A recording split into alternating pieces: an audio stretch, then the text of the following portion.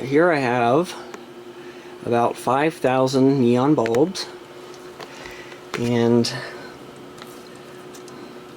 I've been looking for a large amount of these for a long time. I picked them up at a estate sale along with a few other things. I was planning on using them in a relay computer. I've been wanting to do this project for a long time, and now I have some of the parts I need. These are just the neon bulbs. Let me go walk into the garage. This is just the first lot that I brought home. This is all new old stock surplus. I got it $5 a box, and there's about 25 boxes here. And some of this stuff is not possible to purchase in bulk anymore, not affordable, and now I can start working on some projects I've been wanting to do. I really don't know where to start here. Surplus electronics from the mid-70s. Most of it was from Tektronix. I don't know much more about where it came from or why it's still around in this quantity, but first thing I found was some of that contraband Shingo likes. It's 200-watt light bulbs. There's literally thousands and thousands of parts here, but just go over the major stuff. Got about three boxes of these power supply capacitors. And there's 2 or 3 full boxes of switches, circuit breakers. There's so much right now. I just brought it home, and I'm gonna go through it later, go into some more detail and some videos. I have about 2 or 3 full boxes of contactors. Another 2 or 3 full boxes of relays. A lot of them 4-pole double throws, I think that's what they call them. I can actually now start building the relay computer I've wanted to build. Oh, jeez. There's at least a few thousand pounds. I got them.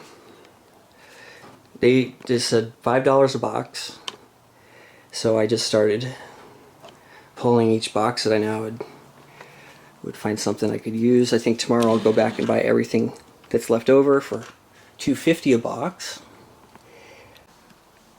Some of these weigh up to 80 pounds. This is something else Marley brought home for me. Here's another little bit of parts they had sitting in.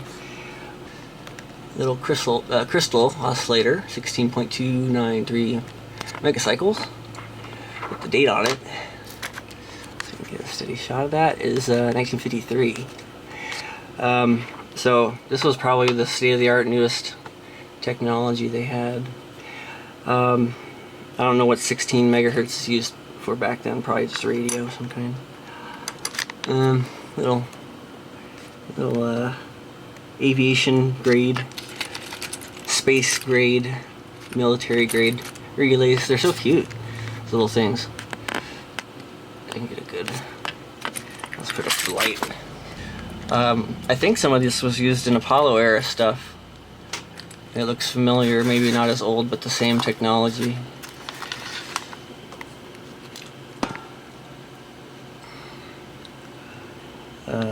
It says Relays Incorporated.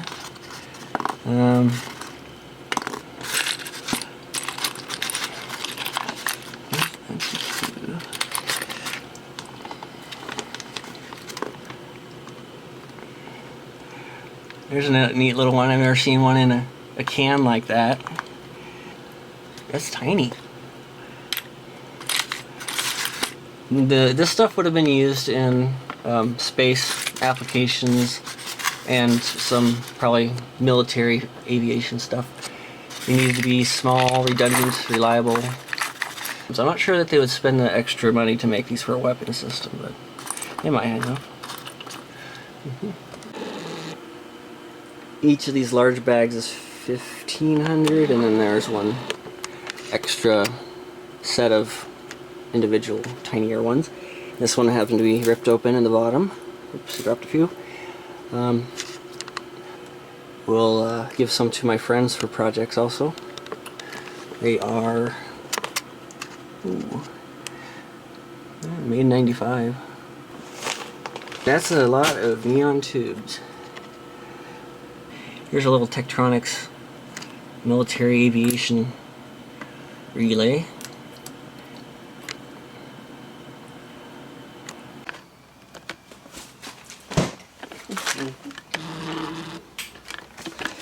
Alright, I'm starting to go through a few of the boxes today.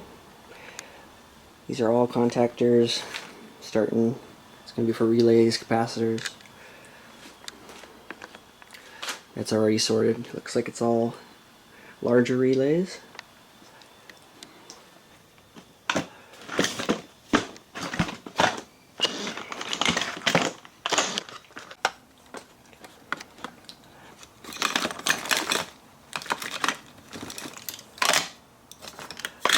Military grade stuff.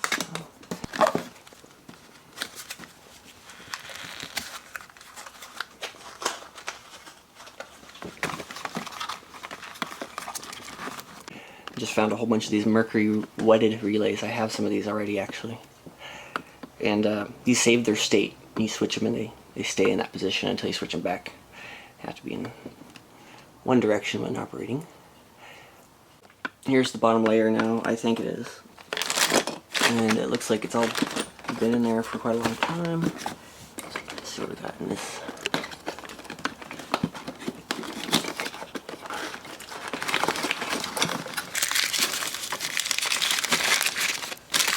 Something delicate. Ooh, it's a pretty one. And it says 10,000 ohm. This is PW5LS.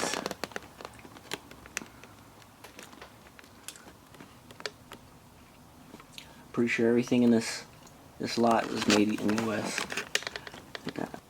Potter and Bumfield. I think this is military grade.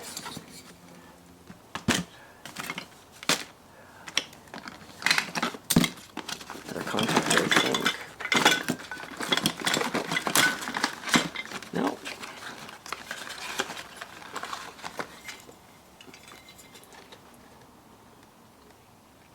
Thermal time delay relay. 0T relay 45S volts 3.1 to 3.1. Some older ones here. Yeah, they don't really smell like you'd expect them to. That old electronic smell. The only box that had that smell was the capacitors.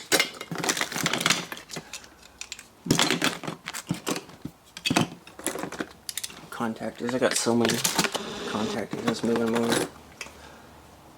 Alright, this is weird. I opened this box up and it had the weirdest smell. Sealed relay. Ugh, that's weird. Alright, on the next box. Looks like more of these wafer switches.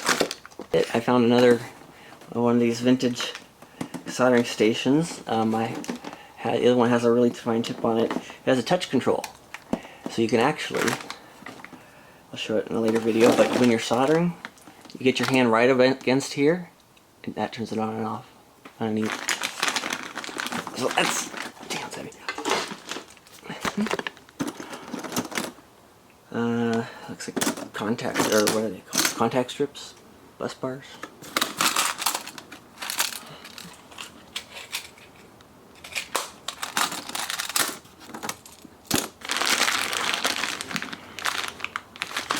More wafer switches.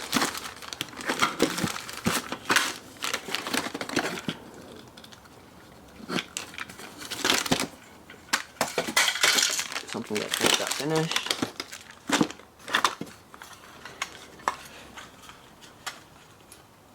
Something.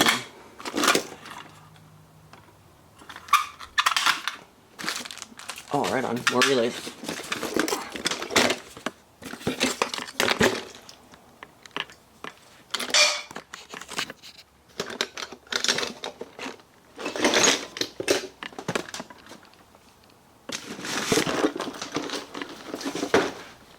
Here's the fan box.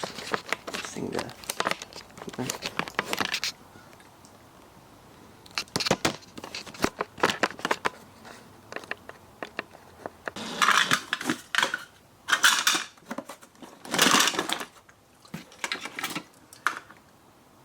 here's nothing. Oh, look at the little teeth they put on there too, on the blades. Some more high voltage capacitors. So I got what, maybe about 40 so far I've counted. These all match. 0.16 farad at 15 volts.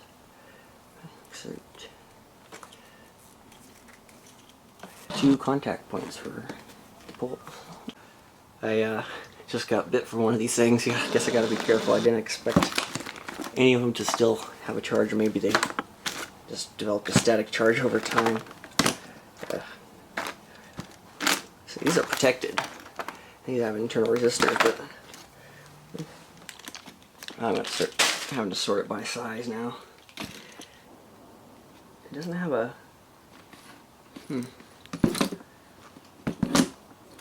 Oh, here's some of those multiple capacitors in one tube.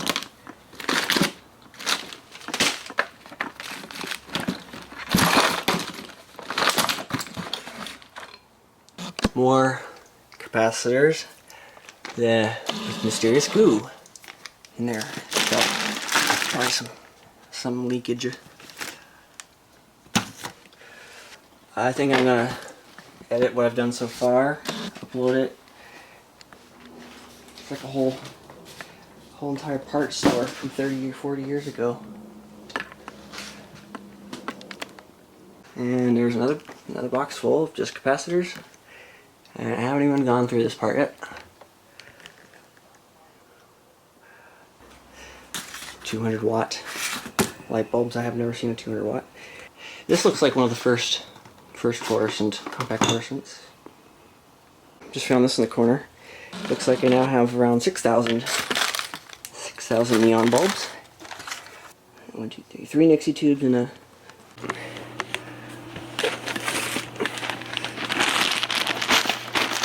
There's all the neon bulbs so far. There's 6,000 neon bulbs.